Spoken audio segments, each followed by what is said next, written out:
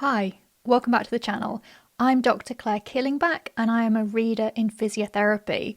And today we're going to be exploring an important topic in higher education pedagogy, which is the difference between surface versus deep learning.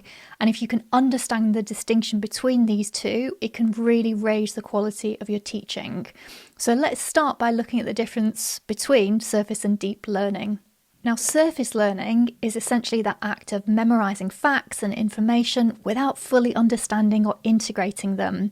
So students engage with the material only enough really to get through the assessments rather than to gain that knowledge. And this often happens when students feel overwhelmed or when they believe that memorising will be enough to succeed.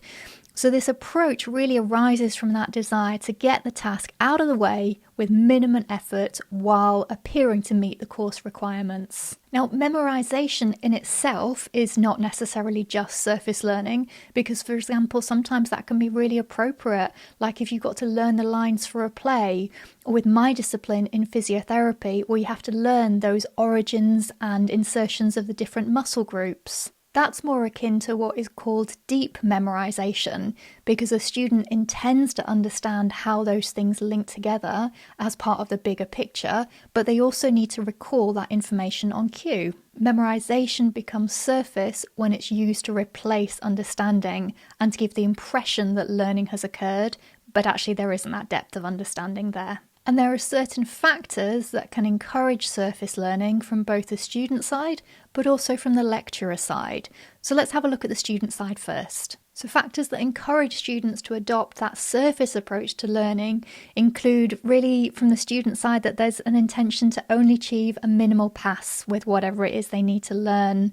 Or it could be that non-academic priorities are outweighing and exceeding the academic ones. Or students might perceive that they have a lack of time and a really high workload. Or there could be a misunderstanding of the requirements. Or maybe there's just a cynical view of the subject topic.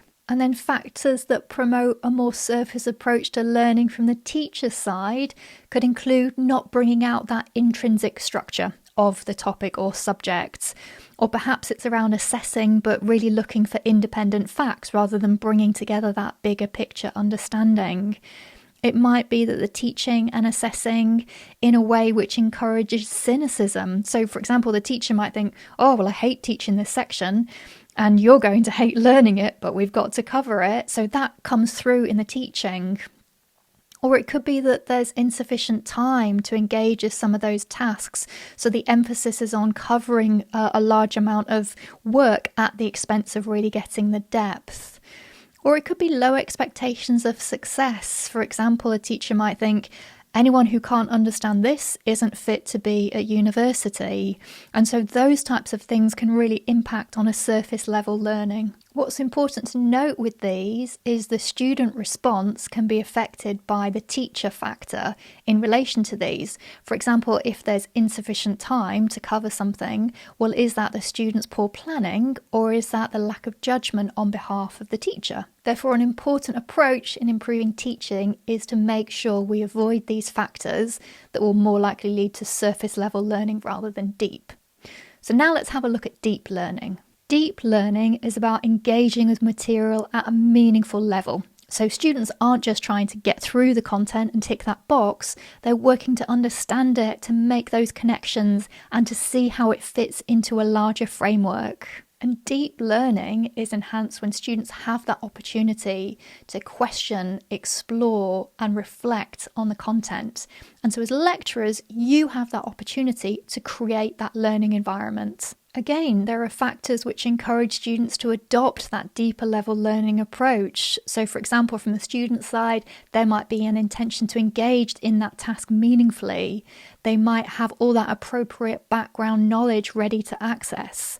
They've got an ability to focus at a higher conceptual level, and they've got a preference for working with linking concepts rather than unrelated details. And factors from the teacher's side could include teaching in such a way as to explicitly bring out the structure of the topic or the subject, teaching to elicit that active response from students. So for example, that could be by questioning, presenting problems for them to solve, rather than just teaching to give them information. It's about teaching by building on what students know already and then dealing with any misconceptions. It's looking at assessing for structure rather than just independent facts, and teaching and assessing in a way that encourages a positive learning atmosphere.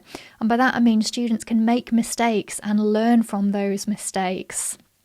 It's about emphasising that depth of learning rather than just the breadth of coverage. And it's also about using teaching and assessment methods that support the explicit aims of the course that the student is studying. Again, the student factors are not separate to the teacher factors. They are really closely linked. And so really the aim of improving teaching and enhancing the quality is about setting up factors that will promote that deeper sense of learning for students. And I think one of the key take-home messages from this video is that it's not that students will have a certain personality lean towards surface or deep level learning. It's actually a response to how that learning environment has set up, which means there are things that we can do as educators to try and promote that deeper level learning for our students. Now, this might just be sounding really theoretical, but what I mean really is that you can set up that cognitive learning environment that is the learning activities you do are going to be promoting that more surface level learning or the deep level learning. So a more surface level learning environment is going to be probably covering activities that include things like this. So the in-class activities are probably more focused on getting the students to describe things, to paraphrase, to identify, to name things, to memorise. Whereas higher level learning activities, which promote that deeper level, tend to involve more things like reflecting, that ability to apply to, problems that are close at hand or problems that are further away in the future. Getting students to hypothesize, to explain, to argue, relate, and to try and comprehend in terms of those bigger picture ideas. Now, please don't misunderstand me. There will be times when it will be entirely appropriate that you need to get your students to be able to identify and name various different aspects. For example, in my own discipline of physiotherapy, for a student to apply their learning around how to test someone's knee joint for an ACL injury, they can't do that well unless they have that underpinning knowledge of, well, where is the ACL ligament and what's the inflammatory process and where are the bony landmarks.